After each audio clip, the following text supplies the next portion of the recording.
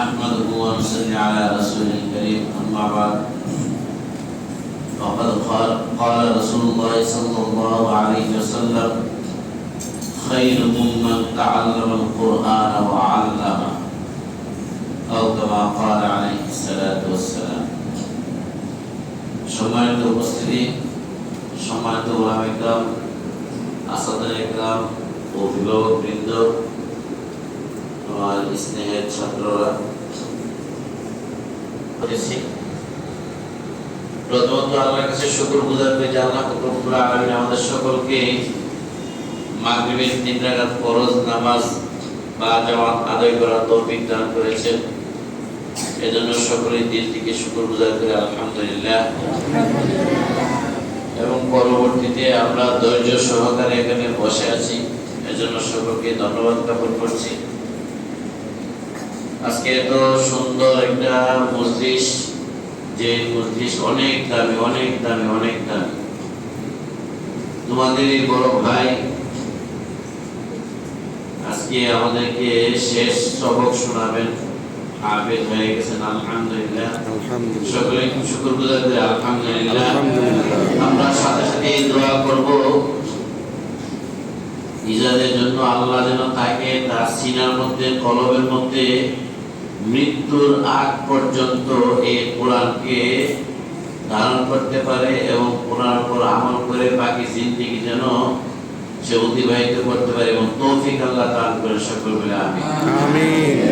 কারণ এই যার উপর রহমত আছে, আল্লাহর রহমত আছে, তার দ্বারাই একমাত্র হেফজ করা সম্ভব।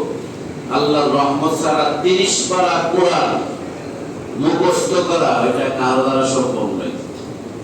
যারা বড় বড় ডক্টর, ইঞ্জিনিয়ার, বৈজ্ঞানিক, ডাক্তার যারা আছে, এমন কাউকে পাওয়া যাবে না যে তারা 1002টা বা 3টা খণ্ড বা 4টা খণ্ড মুখস্থ করছে, একজনও পাওয়া যাবে না সারা বিশ্বের মধ্যে খুঁজে।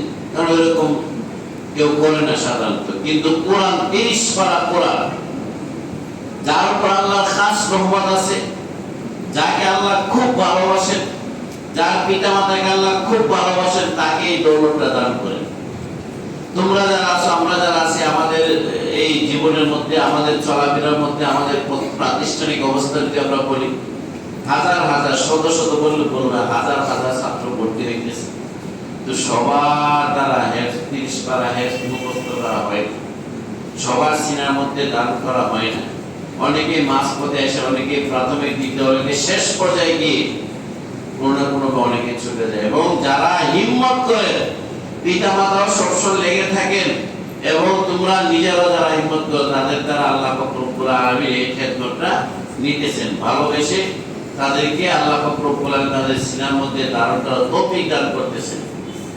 আমরা দোয়া করি তোমরা যারা উপস্থিত আছো, তোমাদের পিতা মাতা তোমাদেরকে যে উদ্দেশ্য করে এখানে পাঠিয়েছেন, এখানে দিয়েছেন, আল্লাহ যেন প্রত্যেকের মনের বাসনা, প্রত্যেকের নেক আশা যেন পরিপূর্ণ করে দেন, সকলে বলে আমিন। তোমাদের প্রত্যেককে যেন আল্লাহ পাক রব্বুল আলামিন হাফেজ, আলেম, বামল হিসেবে কবুল করে, সকলে বলে আমিন। এজন্য আমরা সকলে কি পাশে যাব, আসেন এদিকে ফিরে আসুন, তাই না? আমরা সবসময় দোয়া করি, দোয়া করব আল্লাহ যেন তোমাদেরকে নেক হায়াত দান করে। এবং ওই হাদিসের মধ্যে আছে না, যারা জাহান্নাম ওই রকম তার হকদার হয়ে যায় যে তার পাড়া প্রতিবেশী, আত্মীয়স্বজন সকলকেই সুপারিশ করে সেই জান্নাতে নিতে পারবে, ওই রকম হয়ে যায়। আমরা এই আশা নিয়ে তোমাদের পিছনে খেদমত করতেছি। তোমরা আমাদেরকে যেন আমাদের যে আমলের দ্বারা আমরা জান্নাতে যাওয়া সম্ভব নয়, তোমরা আমাদের জন্য সুপারিশ করবে। এর জন্য তোমাদের পিছনে আমরা সবসময় লেগে থাকি, তোমাদের সাথে কাঁধে কাঁধ মিলে চলার চেষ্টা করি, যেন তোমরা আমাদের জন্য।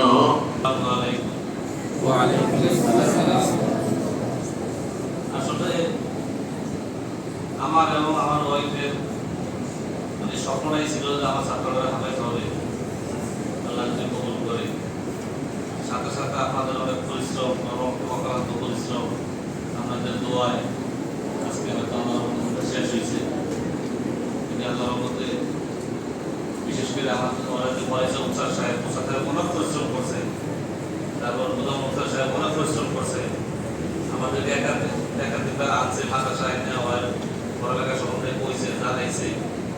আমরা অনেক চেষ্টা করছি, আর উস্তাদ অনেক চেষ্টা করতে, উস্তাদের চেষ্টায় আমাদের সবার দোয়ায় আল্লাহ পাক কবুল করছে। আল্লাহ আপনাদের সামনে আরো ভবিষ্যতে ভালো কিছু করতে পারে, আমাদের দোয়া নিয়ে আল্লাহর ভরসা করে, এটাই আমার আশা। আল্লাহ যেন কবুল করে। আমিন। আমিন। ওয়ালাইকুম আসসালাম।